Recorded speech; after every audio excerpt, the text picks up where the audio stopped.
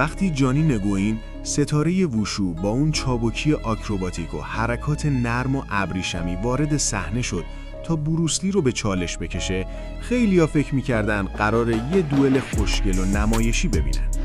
اما واقعیت خیلی بی‌رحم‌تر از این حرفا بود. مقایسه دو سبک رزمی از دو دوران کاملا متفاوت اگه صادقانه انجام بشه واقعا جذابه.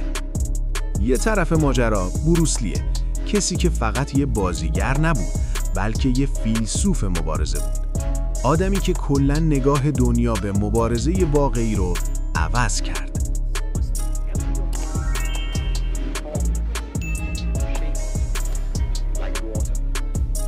طرف دیگه جانی ترین نگوئن قرار میگیره، نماینده نسل جدید، کسی که ووشوی سنتی آسیایی رو با سیستم‌های ضربه‌ای مدرن مثل کیک بوکسینگ و حتی MMA ترکیب کرده.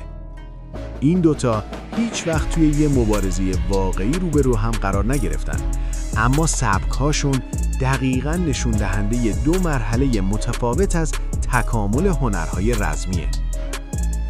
بروسلی کارشو با وینگ چون شروع کرد، ولی خیلی زود فهمید که خیلی از تکنیک‌های سنتی بیشتر به فرم چسبیدن تا کارایی. همین طرز فکر باعث شد جیت کاندو متولد بشه. نه فقط یه سبک مبارزه، بلکه یه فلسفه کامل.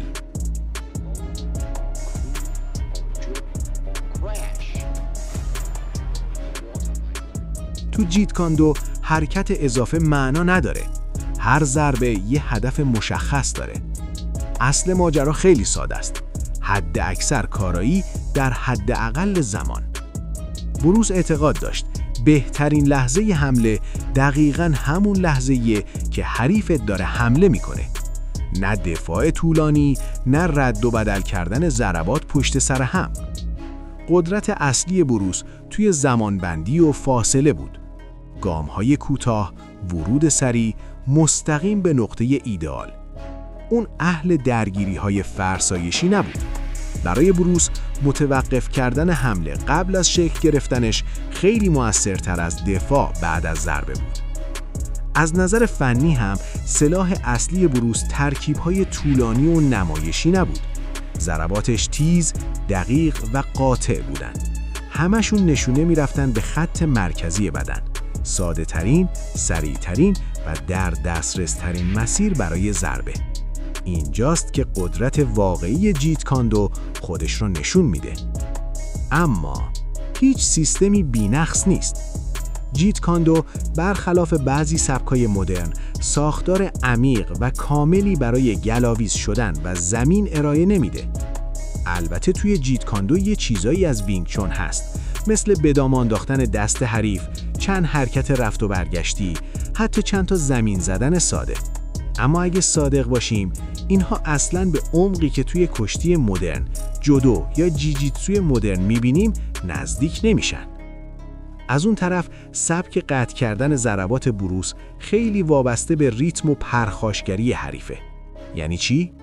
یعنی اگه حریفت خیلی انفجاری باشه یا برعکس خیلی خونسرد و منفعل، این استراتژی همیشه جواب ثابت نمیده و باید مدام تطبیق داده بشه. حالا بیایم بریم سمت جانی ترین نگوئن. برخلاف بروس، جانی توی دورانی رشد کرد که هنرهای رزمی مدام توی مسابقات فول کانتکت امتحان می شدن. دورانی که اگه چیزی کار نمی کرد خیلی سریع حذف می شد. پایه جانی از ووشو میاد. ووشویی که بهش انعطاف بالا، تحرک فوق‌العاده و درک عمیقی از مکانیک لگد زدن داده. اما جانی هم مثل خیلی‌ها به زیبایی و نمایش بسنده نکرد. اون رفت سراغ تکواندو، مویکای، بوکس و حتی سیستم‌های مدرن مبارزاتی که هم بدلکارها استفاده می‌کنن و هم فایترهای واقعی. نتیجه چی شد؟ یه سبکی که هم چشم نوازه و هم واقعاً خطرناک. دامنه ضربات جانی خیلی گسترده است، مخصوصاً با لگدهاش. تو فاصله متوسط، ترکیب لگدهای بلند، لگدهای کوتاه و حمله از زوایای مختلف بهش یه تطبیق پذیری میده که بروس هیچ وقت توی سیستم خودش نداشت. حالا اگه میخوایم تصور کنیم یه مبارزه واقعی بین بروسلی و جانی نگوین چقدر میتونه ترسناک باشه، بهتره یه نگاه بندازیم به چند درگیری واقعی بین وشوکارها و جیت کاندوکارها. اول از همه یه دوئل با مشت خالی. یه مبارز به سبک وشو مقابل یه مبارز به سبک جیت کاندو.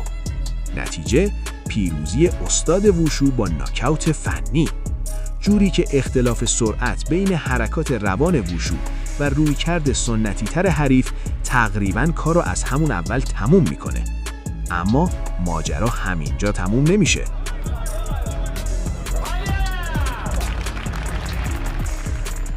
توی مبارزه بعدی استاد ووشو دوباره سعی میکنه به تکنیک‌های سنتی خودش تکیه کنه. نبرد با رد و بدل شدن ضربات سنگین حسابی داغ میشه. ولی این بار استاد ووشو مجبور میشه قدرت بدنی و استراتژی برتر حریفش رو بپذیره.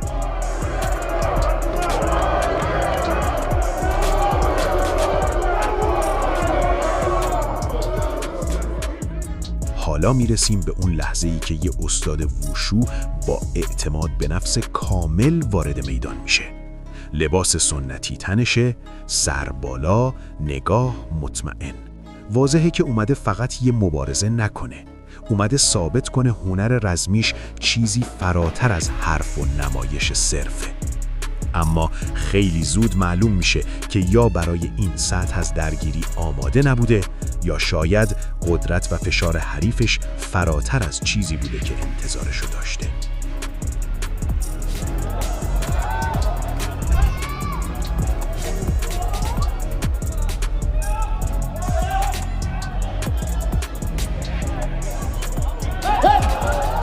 بعدش میرسیم به یه استاد ووشوی دیگه.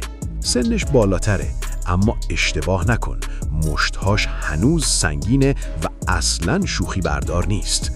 اون موفق میشه حریفش رو تا لبه میدان عقب بکشه، با مهارت جا خالی بده و حتی با چند حمله سریع و ناگهانی تماشاگرها رو میخکوب کنه.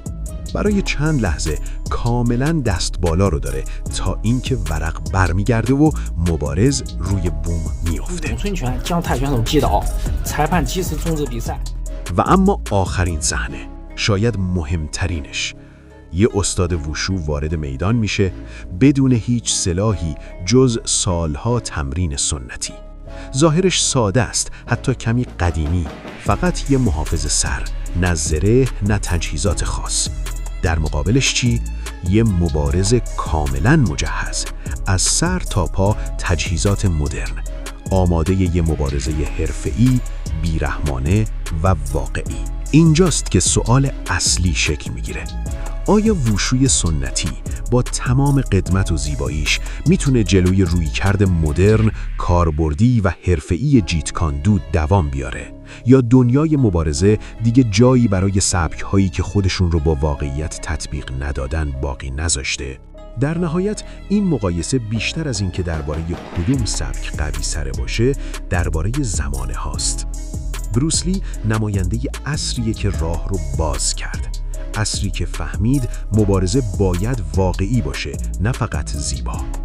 و جیت کاندو پلی بود بین سنت و واقعیت. اما ووشوی مدرن نشون میده که اگه یه هنر رزمی خودش رو با زمان تطبیق بده، میتونه هم چشم نواز باشه و هم واقعاً خطرناک. حالا نوبت شماست. اگه این مبارزه واقعاً اتفاق میافتاد، به نظرتون کدوم دست بالا رو داشت؟ جیت کاندو یا ووشو؟ و چرا؟